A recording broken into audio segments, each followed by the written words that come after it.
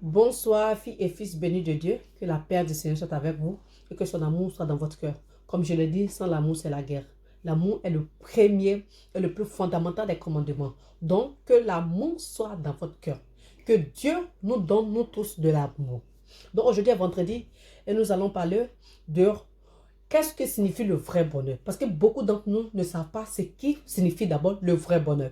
Mais avant de commencer, j'aimerais vous dire que le péché d'abord, quand tu es dans le péché te loigne de ton bonheur. Le péché nous éloigne du bonheur. Donc vraiment, mes frères et sœurs, c'est vrai que nous sommes des pécheurs, mais nous devons prier le Seigneur pour nous éloigner du péché, pour ne pas tomber dans la tentation. Donc, voilà. Donc, le vrai bonheur d'abord, c'est quand tu as la vie. Quand tu as la vie, il y a toujours de l'espoir. Et quand tu as la vie, tu as la respiration, et tu as toute autre chose. Parce qu'on dit quand il y a la vie, il y a toujours de l'espoir. Donc, tant que tu as la vie, tu peux toujours arriver à ton point, à ton objectif. Donc, la vie est très importante. Il y a des gens qui étaient riches, il y a des gens qui étaient vraiment des fameux, il y a des gens qui étaient très importants, mais aujourd'hui, ils sont morts. Ils sont morts alors qu'il n'y a plus de bonheur. C'est fini pour eux. Voilà, ils n'ont plus la vie, donc leur bonheur est stoppé. Donc, le vrai bonheur se trouve dans la vie. Tant que tu as la vie, tant que chaque matin, tu te lèves, dis-toi que ton bonheur est là. Dis-toi que tu es dans la... Sois en joie vraiment. Donc, ça, c'est la première chose. Et la deuxième chose, le mariage. Oui, le mariage, je le dis. Parce que c'est écrit dans la Bible que toute personne, toute femme ou homme qui a trouvé son mari et sa femme ou sa femme trouve le vrai bonheur. C'est une grâce qui vient de Dieu.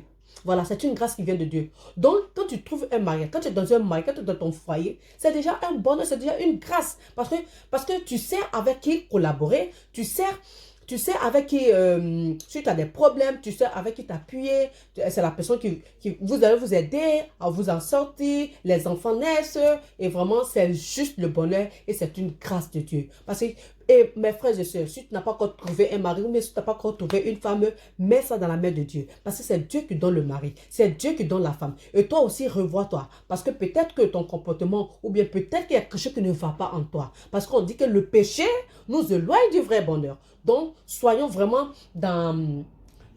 on appelle, éloignons du péché et soyons dans la vérité. Soignons vraiment, soignons dans la crainte de Dieu. Parce que quand tu as la crainte de Dieu, tu as peur même de pécher.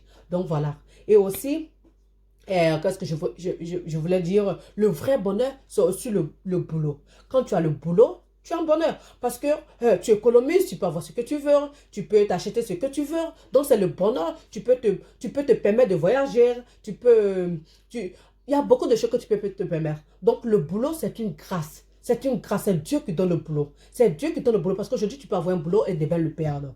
Il y a d'autres aussi, tu n'as pas gardé l'espoir, tu l'auras. Parce que c'est Dieu qui donne le boulot. Le boulot, c'est un truc qui te fait, tu es indépendante. Voilà, tu es indépendante, tu ne dépends plus des autres, mais tu es indépendante, tu peux faire tout ce que tu veux, toi-même. Voilà, tu n'as pas besoin d'attendre quelqu'un pour t'aider. Donc, avoir le boulot, c'est une grâce de Dieu et aussi c'est un grand bonheur. Et aussi, voilà, c'est deux choses que je voulais dire. C'est ces deux choses que je voulais dire. Et aussi, partager, le partage. Quand tu partages, parce qu'on dit de la manière que tu reçois, c'est comme ça, il faut donner. Et quand tu donnes, c'est comme ça, Dieu te multiplie au centime. Donc, le partage, quand tu as un cœur de partage, quand tu es quelqu'un de généreux, vraiment, ça, c'est un grand bonheur. Parce que Dieu a dit, plus tu donnes, plus je vais te redonner. Dieu va te redonner ça, Dieu va te doubler ça, parce que Dieu sait que toi, quand on te donne, tu aussi donnes aux autres. Mais on dit, c'est vrai qu'on dit aussi, la charité bien ordonnée commence par soi. C'est vrai, si tu n'as pas beaucoup, tu ne vas pas te donner tout aux gens. C'est ça, mais si Dieu t'a fait grâce d'avoir beaucoup, donc tu partages. Aussi, tu n'as pas besoin d'être très riche avant de donner aux autres. Parce que si tu vas attendre d'être très riche avant de donner, vraiment, ça sera compliqué. Parce que le secret du recevoir, c'est de donner. Quand tu donnes, Dieu te donne beaucoup. Voilà. Donc, c'est ce que je voulais dire aujourd'hui.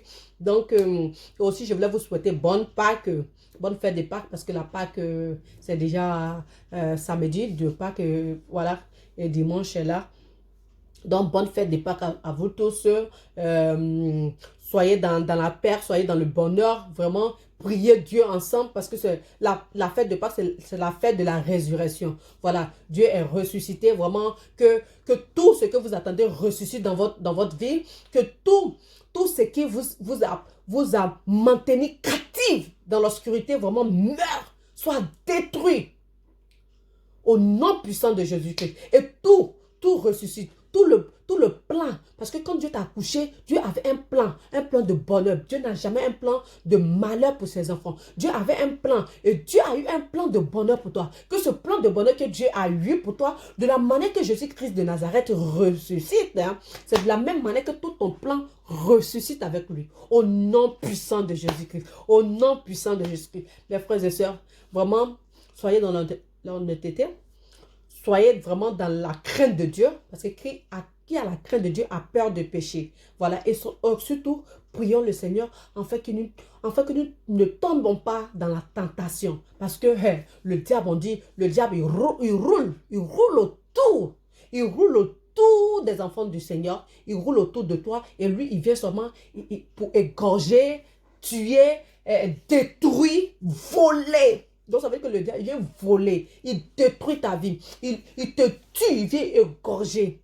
Donc, vraiment, que le Seigneur, que le sang de Jésus-Christ nous protège. Parce qu'aussi, on dit, les âmes du Seigneur captent autour de ceux qui le craignent. Les âmes du Seigneur captent autour des enfants de Dieu. Voilà. Donc, si tu es dans la prière, si tu es dans la crainte de Dieu, sache que les âmes de Dieu captent autour de toi. Les âmes de Dieu te protègent à chaque instant.